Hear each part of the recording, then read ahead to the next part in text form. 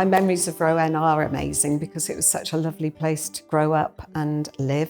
But also my father's memories are ingrained in my memory. One of the first things that I remember him telling me was his introduction to Rowan. When he got married in 1952, he lived in Penrhyn Bay, and my parents then moved out of the family home and were looking for a property. He had two choices. One was a mobile home in Conway, and the other was a village property that was advertised in Rowan. So he brought my mother on his Royal Enfield motorbike. They saw the cottage, opened the front door, the chap was there to welcome them, roaring fire in the fireplace. Roof was collapsing, but who cared? It was a better bet, he thought, than a mobile home. And he often said to me, Wendy, I just don't know how I ended up in such a glorious place, but this is my forever home, and I love it.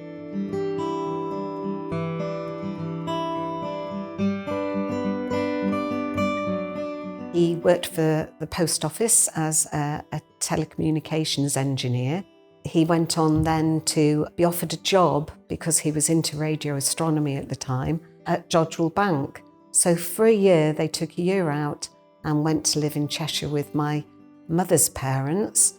And he set up radio astronomy and the big disc at Jodrell Bank, worked with Sir Bernard Lovell, was offered a job to stay there, but decided that he had a little child and another one on the way, too expensive to live in Cheshire, that they'd move back to Rowan. Obviously, he was still interested in astronomy. This was his big hobby.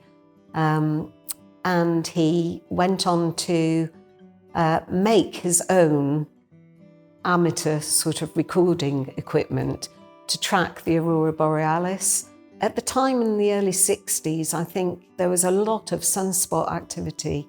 He made what to me looked like just an old aerial that you would have to collect, you know, your TV broadcasts and things.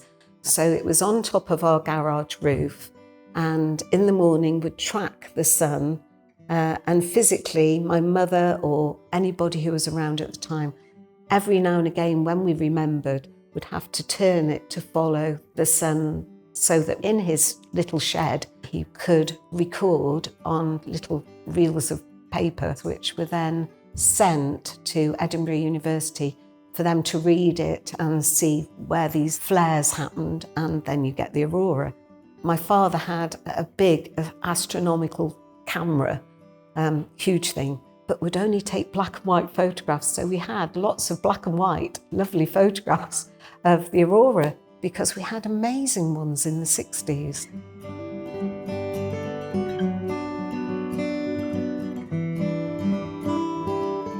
My father used to run a little cinema up at the old Memorial Hall in Rowan.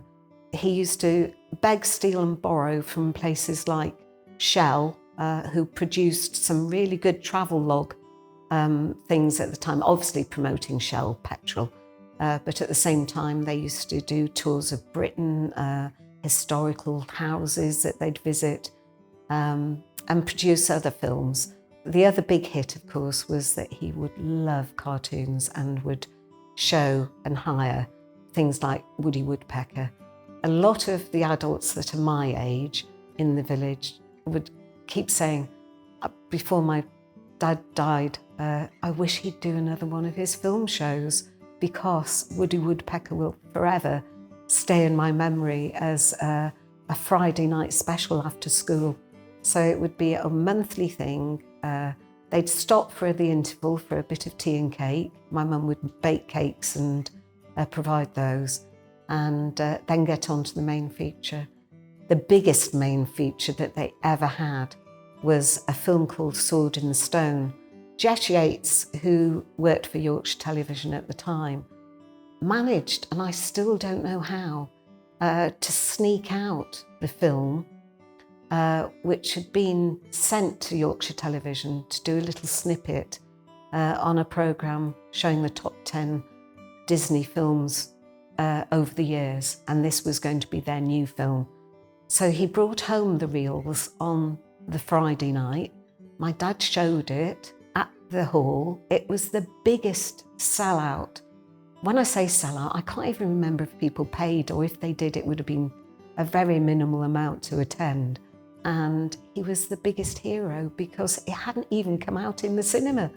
To this day, remains one of my favourite Disney films just because of the memory. And of course, if a film split halfway through, my dad would have to quickly stop it before the bulb burnt out any more film that was going round, mend it, splice it together. We'd have boos from the audience and then continue rolling.